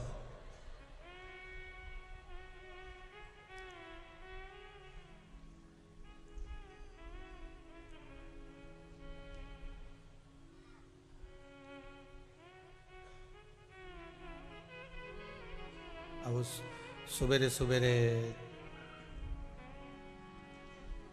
5-6 बजे हम यहाँ पहुँचे भिलाई, तो ये कामाख्या सेवा समिति की माताएं और भाई लोग वहाँ आए लेने के लिए।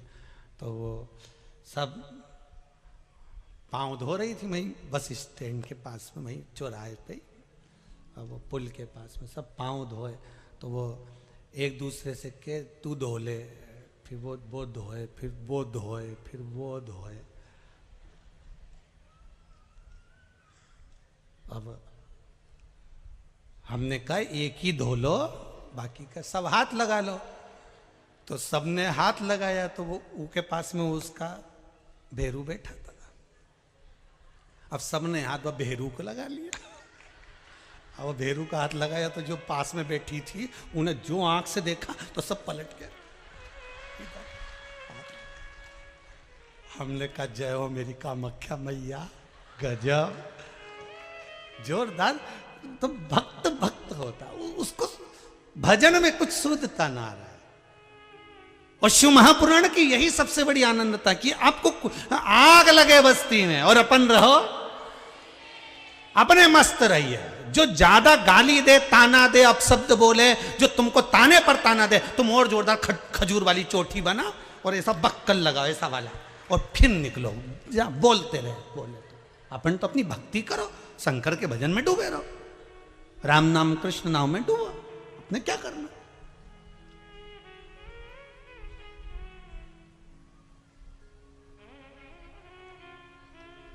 महाराज राम की दृष्टि में शंकर बड़े हैं, शंकर की दृष्टि में राम बड़े हैं, कृष्ण की दृष्टि में शिव बड़े हैं, शिव की दृष्टि में कृष्ण बड़े हैं। क्योंकि भगवान कह रहे हैं मुझसे बड़ा मेरा भक्त होता है, भक्त मुझसे बड़ा है। तो जो भगवान की भक्ति करता है भगवान उसको बड़ा समझ लेते हैं।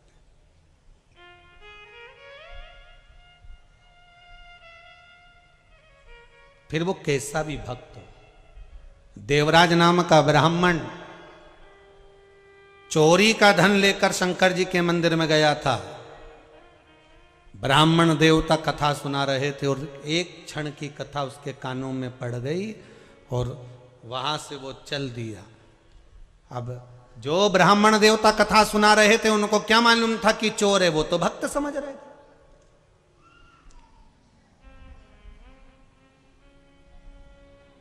उनको नहीं मालूम कि ये चोर है, उनको तो भक्त समझ रहे।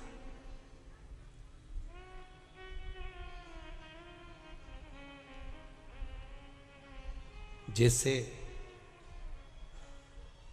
बेलपत्र के वृक्ष के नीचे चढ़ाया गया पानी हमारे पितरों को प्राप्त हो जाता है, शिव जी को चढ़ाया गया पानी 33 कोटि देवताओं को प्राप्त हो जाता है। उसी तरह भगवान देव अधिदेव महादेव को समर्पित करा गया एक बेलपत्र 3 लोक के हमारे संपूर्ण देवी देव जो भी विराजमान है उन सबको प्राप्त हो जाता है। जल की बड़ी महत्वता है कि जल शिवजी को जब चढ़ाया जाता है, जल जब हम बेलपत्री के पेड़ के नीचे चढ़ाते हैं, पीपल के वृक्ष के नीचे जल चढ़ाते हैं, आंवले के वृक्ष के नीचे जल चढ़ाते हैं, तो उसकी कितनी कितनी महत्वता होती है।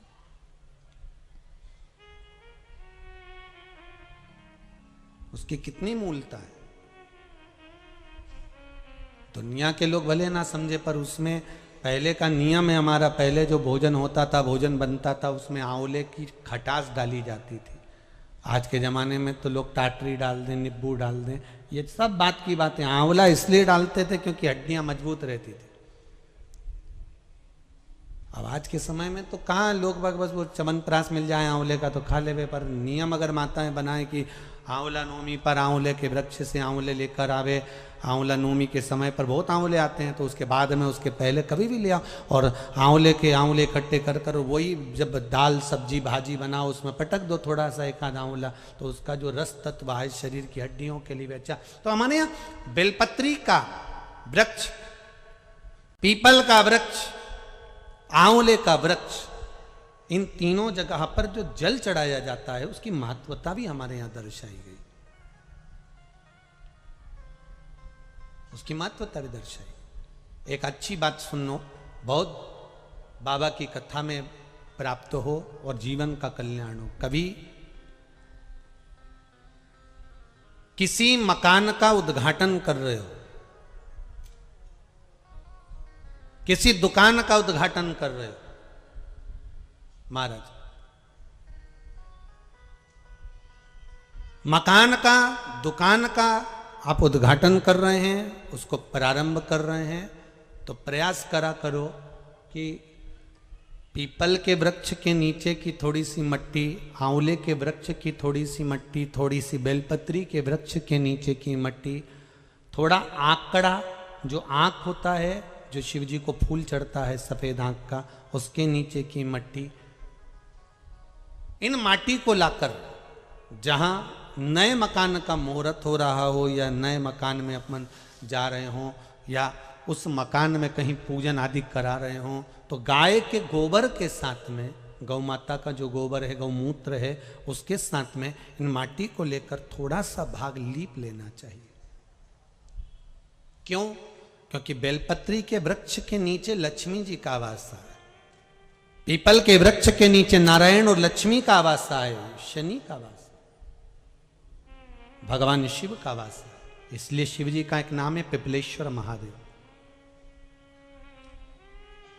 दधीची ऋषि की अस्थियां जाने के बाद में सुभाष ने जो अपना गर्भ था उसको पीपल के कोटर में रख दिया था और पीपल के वृक्ष का फल खाकर वो बच्चा जीवित रहा था जिसका नाम पिपलाद हुआ था। शिवजी ने उसको वर प्रदान करा था, इसलिए उसका भगवान शंकर का नाम पीपल के वृक्ष के नीचे पिपलेश्वर महादेव पड़ गया था।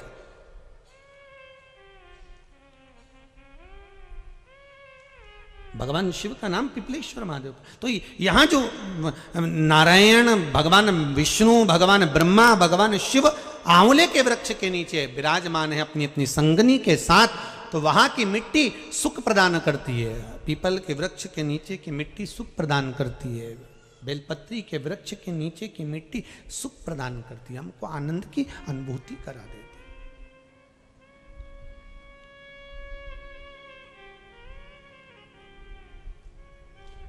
सुख जहां मिल जाए। महाराज शिव महापुराण की कथा कह रही है, देवराज नाम का ब्राह्मण थोड़ा सा कथा का रसास्वादन कर कर, ब्राह्मण देवता को नहीं मालूम कि ये चोर है, उन्होंने तो उसको भक्त समझा कि कथा सुनने के लिए आया है। अपने को मालूम नहीं पड़ पाता, अपने कथा के पंडाल में, अपने एरिया में कौन बैठा है, कैसा बैठा है, क्यों आया है, अपने को क्या मालूम। आप तो कथा के पंडाल में आया तो आप समझेंगे कि कथा सुनने आया, अपने को क्या मालूम कि ये क्या करने आया।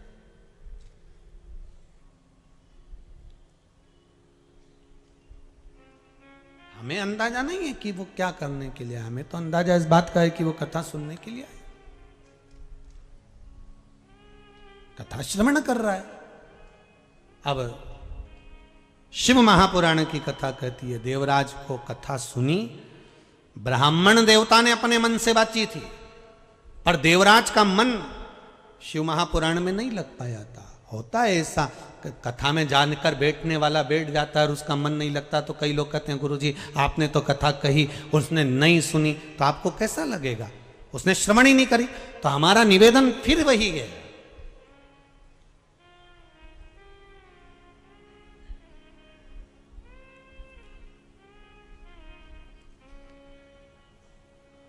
पत्थर को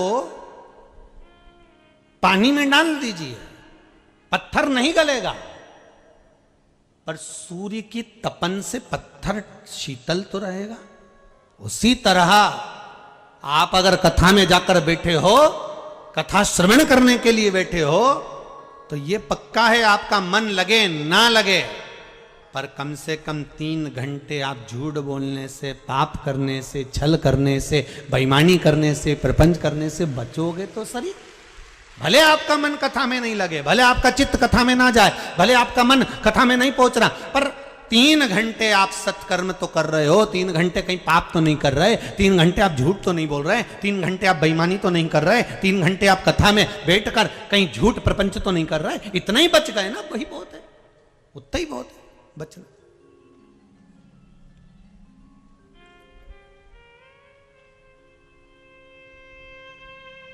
3 घंटे ये चित्त कथा में पहुंचे। शिव महापुराण की कथा कहती है, देवराज का मन कथा में नहीं लगा था, देवराज का चित्त कथा में नहीं लगा। और देवराज का जब मन कथा में नहीं लगा, देवराज का चित्त जब कथा में नहीं लगा, तो देवराज ने ये बात अपनी चित्तवृत्ति में उतार ली और गया।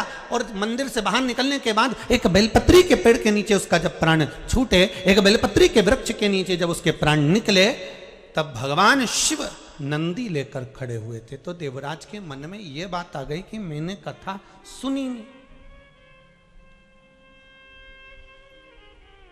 मैंने कथा नहीं सुनी है। और अगर मैंने कथा नहीं सुनी है तो फिर आखिर भोलेनाथ शंकर मेरे लिए नंदी लेकर क्यों आ गए। तो स्वयं देवराज ने शिव जी से पूछा कि प्रभु मेरा मन कथा में नहीं लगा, मेरा चित्त कथा में नहीं लगा, मैं कथा में नहीं पहुंचा, फिर आप नंदी लेकर कैसे आ गए। शंकर भगवान ने कहा उसका एक कारण था देवराज, कि एक तो तू शिव मंदिर के दरवाजे पर पहुंच गया, दूसरा तेरा मन लगा ना लगा पर तू शिव महापुराण में जाकर बैठ गया, और तीसरा तूने जहां प्राणों को त्यागा, ये बेलपत्री के वृक्ष की छांव है जिसके नीचे तूने प्राणों को त्यागा, इसलिए मैं स्वयं तुझे लेने के लिए आया हूं, मैं स्वयं लेने के लिए आया।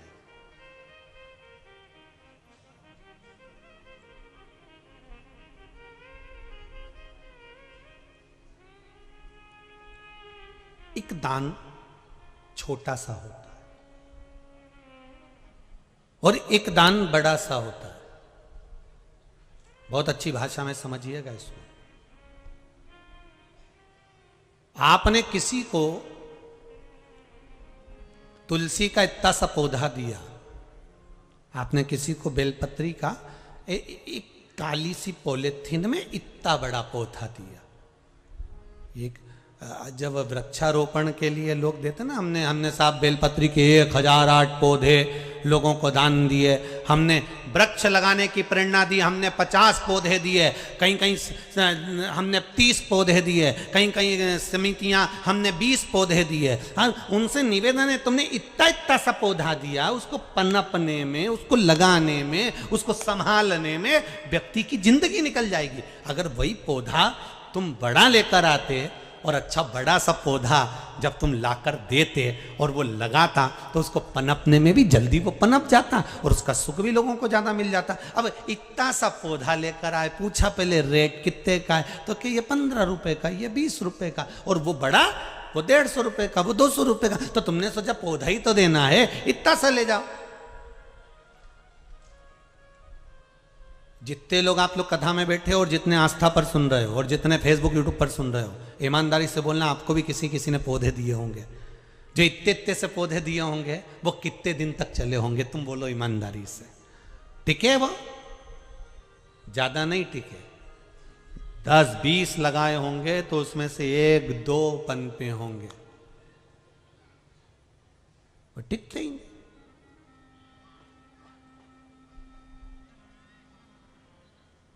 जैसे बेलपत्री के पौधे का दान छोटा दिया जाता है, तो वो बेलपत्री का पौधा तो तुमने दिया, तुमने दान भी किया, तुमने पुण्य भी करा, तुमने सत्कर्म भी करा, पर 10 लोगों को देने से अच्छा है। 10 रुपए का एक पौधा था, 10 लोगों का पौधा एक जगह लेकर आते, 100 रुपए का इतना बड़ा पौधा खरीदते और उसको कहीं एक जगह लगवा देते, तो उसका दान का एक आनंद दूसरा हो जाता। अब वो 10 जगह दिए पर वो 10 जगह ही नहीं पनप पाए, तो उसका कोई सुख नहीं। उसी तरह शिव महापुराण की कथा कहती है कि मंत्र जाप करो, मना नहीं है, पर मंत्र जाप का सबसे बड़ा सुख ये है कि केवल एक बार श्री शिवाय नमस्तुभ्यम बोला और छोड़ दिया, या एक बार पंचाक्षर मंत्र ओम नमः शिवाय बोले, या एक बार महामृत्युंजय मंत्र का जाप करा उसके बाद नहीं लिया, या एक बार भोजन करा उसके बाद 1 साल नहीं करा, या एक बार फलाहार खाया उसके बाद खाया ही नहीं 1 साल तक, तो उसका मतलब कुछ नहीं है। शिव महापुराण की कथा कहती है, कई लोग कहते हैं गुरुजी हमने ये उपाय करा और हमारा 3 महीने में काम होना चाहिए, तो होगा, परंतु एक शर्त है कि पौधा, समझ गए, बड़ा होना चाहिए। मतलब तुमने जो उपाय करा, करने के बाद तुम्हारे मुख से शंकर का गुणगान होना चाहिए कि मेरा शंभु मेरा ये कार्य करेगा। श्री शिवाय नमस्तुभ्यम, ओम नमः शिवाय, पंचाक्षर मंत्र, मूल मंत्र शिव महापुराण का या महामृत्युंजय मंत्र आपके मुख से आपने उपाय करा, पर साथ में शंकर का भजन करना जरूरी है। पौधा बड़ा करना है तो जल तो डालना पड़ेगा, कार्य सिद्ध करना है तो शंकर का गुणगान करना पड़ेगा, शिव का स्मरण करना पड़ेगा। भक्त शिव महापुराण की कथा कर रही है।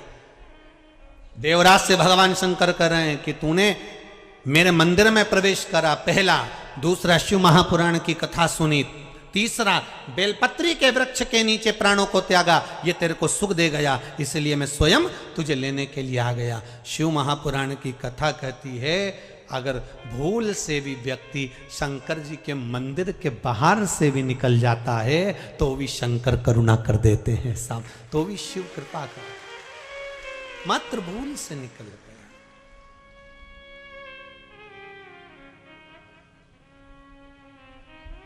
इतना तो करना स्वामी जब प्राण तन से निकले, गोविंद नाम लेकर फिर प्राण तन से निकले। महाराज, प्रभु सम्मुख खड़ा हुआ, हमारा विश्वास दृढ़ी हो, हमारा भरोसा दृढ़ी हो। देवराज के प्राण छूटे, शंकर सामने खड़े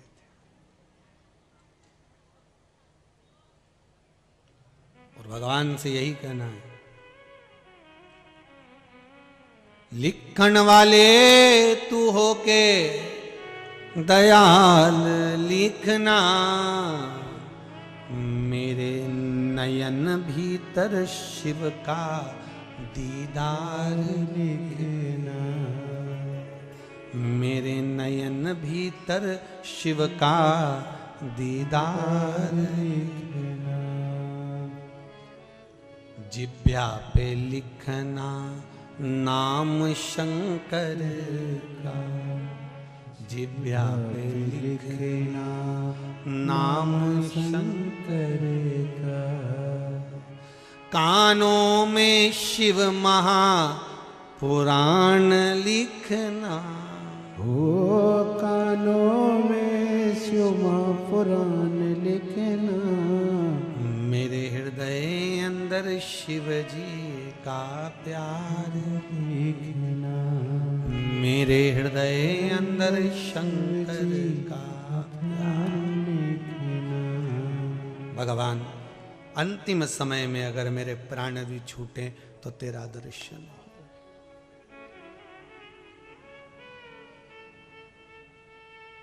भक्त क्या चाहता है भगवान से?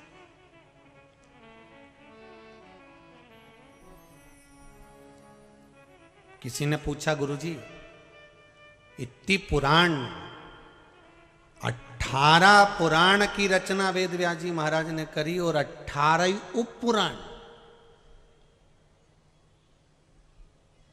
18 पुराण है और 18 उपपुराण।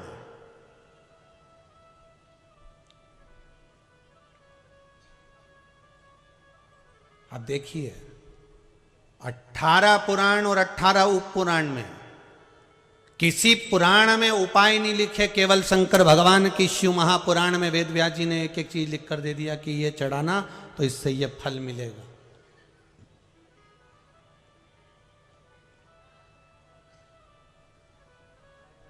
पर मन को शिव में लगाओगे तो मिलेगा।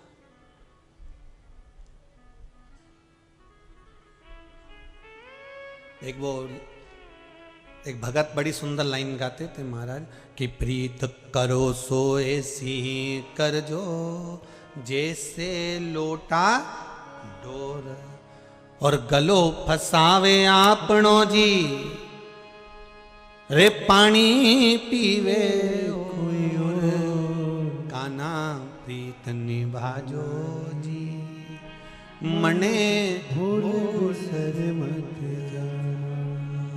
अगर प्रीत करो तो ऐसी करो। तो लोग कहते हैं गुरुजी 18 पुराण 18 उपपुराण, इतनी पुराने होने के बाद सारे पुराण में कहीं नहीं लिखा, केवल एक शिव महापुराण में लिखा कि शंकर को ये चीज काली तिल चढ़ाना, काली मिर्च चढ़ाना, ये चढ़ाना, वो चढ़ाना, शिव को चढ़ाने से ही फल मिलता है। और ये चीज चढ़ाना, ये चीज रखना, ऐसी बेलपत्र चढ़ाना, बेलपत्री की डंडी का मुख इधर होना चाहिए।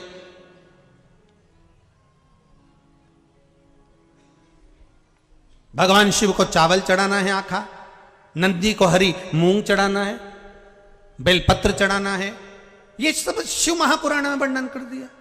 ये चढ़ाना, वो चढ़ाना, शिव को हल्दी, शिव को लेपन, शिव को चंदन, शिव को कैसर, ये सब शिव महापुराण में करा, बाकी की पुराणों में नहीं।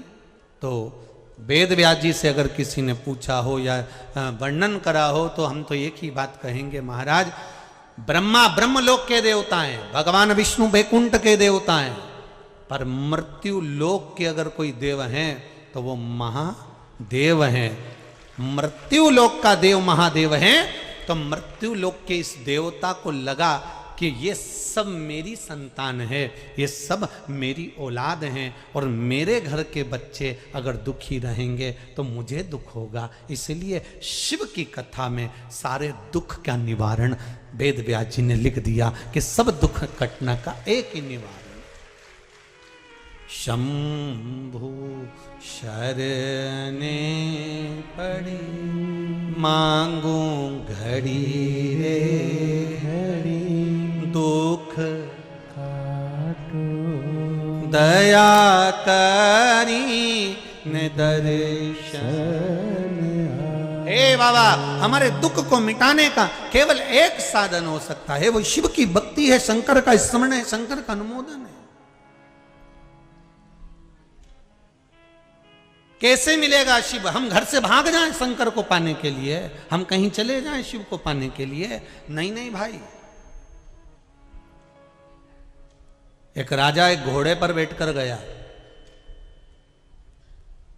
और लोहे का काम हो रहा था, घोड़े को प्यास लग रही थी, घोड़ा आगे बढ़ नहीं रहा था। राजा को लगा कि घोड़ा प्यासा है, राजा ने घोड़े को पानी पिलाने के लिए एक बाल्टी में पानी भरवाया, एक भाई को बुलाया, इसमें पानी भरो। घोड़ा पानी पीने के लिए मुंह डाला बाल्टी में। जैसे ही उसने बाल्टी में मुंह डाला, इतने में लोहा पीटने वाले लोहा पीटना चालू करे, फट फट, जैसे खट खट देना चालू करा। इसका घोड़ा पानी पिए और बिचके, घोड़ा पानी पिए और बिचके, इधर से फट की आवाज आए और घोड़ा बिचके, फिर खटर की आवाज आए फिर बिचके, फिर खटर की आवाज आए फिर बिचके। राजा ने, जितने लोग लोहे का काम कर रहे थे, राजा ने उनसे कहा, भैया मेरा घोड़ा पानी पी रहा है, थोड़ी देर ये खटर पटर बंद कर दो। एक दो दुकान वाले ने बंद कर दी, घोड़ा फिर पानी पीना चालू करा, इधर वाले ने चालू कर दी खटर पटर, फिर घोड़ा बिचके।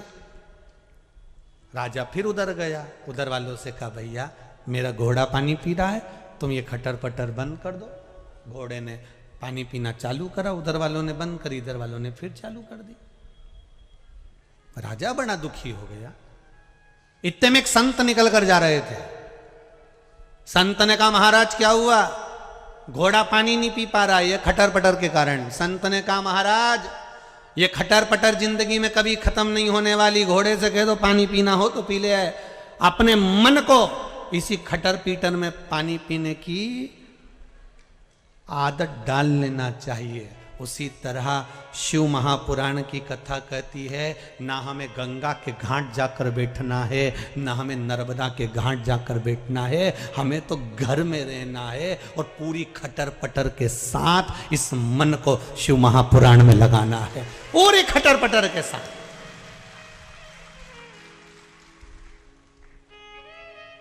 पोता इधर से खींचेगा, दादी दादी इधर से नाती खींचेगा, इधर से पंती खींचेगा।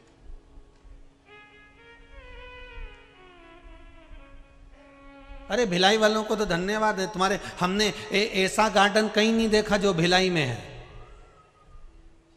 दादा दादी और नाना नानी गार्डन पूरी दुनिया में घूमी आए, पर गार्डन का नाम कहां से लाए? ऐसा गार्डन कहीं नहीं देखा। कहीं नहीं लिखा कि दादा दादी गार्डन, नाना नानी गार्डन, पर भिलाई में बड़े बड़े अक्षर में लिखा है दादा दादी नाना नानी गार्डन। वो गार्डन के लिए नहीं लिखा है, समझदार के लिए लिखा है कि दादा दादी और नाना नानी के पास रहोगे तो दिल गार्डन गार्डन रहेगा। तो केवल गार्डन वालों के लिए, ये समझदारों ने लिखा है कि इस दिल को अगर गार्डन करना है, इस मन को अच्छा करना है, तो दादा दादी की गोद में जाकर बैठ जाओ, नाना नानी की गोद में भी जाकर बैठ जाओ। जो दादा दादी के करीब में रहता है, नाना नानी के पास में रहता है, उसका दिल तुम देखो। छोटे छोटे बच्चों से कहो कहाँ जाना है? नानी हाउस, नानी घर, नानी घर। माँ क्या मिलता है? कुछ नहीं, मेरी नानी मुझे बहुत प्रेम करती है, दादी मुझे दादी बहुत प्रेम करती है, मेरा दादा मुझे बहुत प्रेम करता है, मुझे बाजार ले जाता, कुरकुरा दिला के लाता, मुझे टॉफी दिलाता। तो जिन बच्चों का मन गार्डन गार्डन हो जाए, वही दादा दादी नाना नानी गार्डन। तो भिलाई में ऐसा गार्डन है तो तुम सबके लिए बनाए कि दिल को अच्छा बनाने का प्रयास करो, कहीं नहीं भटकना। भक्त से भगवान है और भगवान की मूलता भक्त है। भक्त भगवान है और भगवान की मूलता भक्त, भक्त की मूलता। चंचुला देवी शिव जी से कही, कथा रस तत्व सुनना। ठीक है, श्रवण किया, तुम रुका जी से जाकर निवेदन करा। शंकर और पार्वती बड़ा सुंदर रूप रखे, ईश्वर जी और गोरा जी बने, गणा और गोर, गणगौर का रूप धारण करा है। ईश्वर जी और गोरा जी बनकर शंकर और पार्वती 16 दिन श्रृंगार करे हैं। हिंदू धर्म में गणगौर 16 दिन की होती है, शंकर और पार्वती 16 दिन श्रृंगार कर रहे हैं महाराज। शंकर जी के 16 श्रृंगार 16 संस्कार हो गए, माता पार्वती के 16 श्रृंगार माताओं ने धारण कर लिए। माताओं